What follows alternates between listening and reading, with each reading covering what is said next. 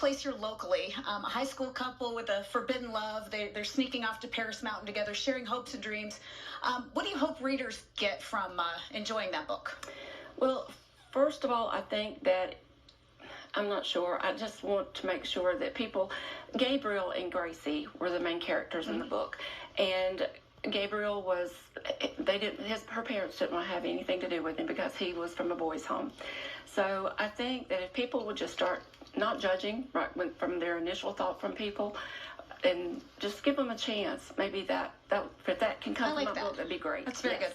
Now, your book, Slight Interruption, you started writing it in 1996, right after The Notebook came out. Mm-hmm. Nicholas Sparks was an acquaintance of yours who gave you some inspiration. What was that? Yes, I worked at a local doctor's office. I was a receptionist, and Nick was a pharmaceutical representative at that time. Wow. And he would come in every week, and he would update me on the status of his book, and I was just so excited because I love to write too.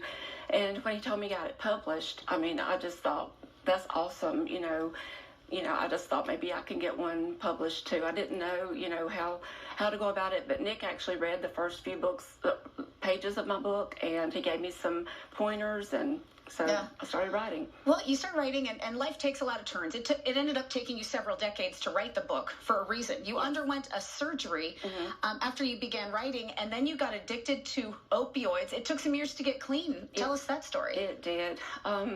My addiction, it was many years, and it took a toll on my life, and there was a lot of things that happened in my life, but I hurt a lot of people, and I just wanted to gain the respect back from my children, so I just decided years later that I wanted to do that. So I went to counseling and got straightened out, and in 2020 I finally was able to purchase a home, and then in 2021, after I got COVID and I thought I was going to die from that, I decided, I was going to finish my book if I lived through that, because even though I gained my children's respect back, I didn't feel like I had gained my own back. So yeah. I wanted to do that, so I finished it. And it's amazing that you did a real achievement for anybody at any time in life. But you told me, your kids thought it would be inspiring for you to share the story and that others would gain from it. We kind of talked about that beforehand.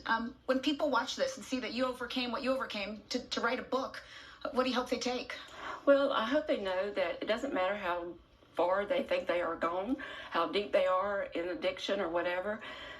All they have to do is just ask God.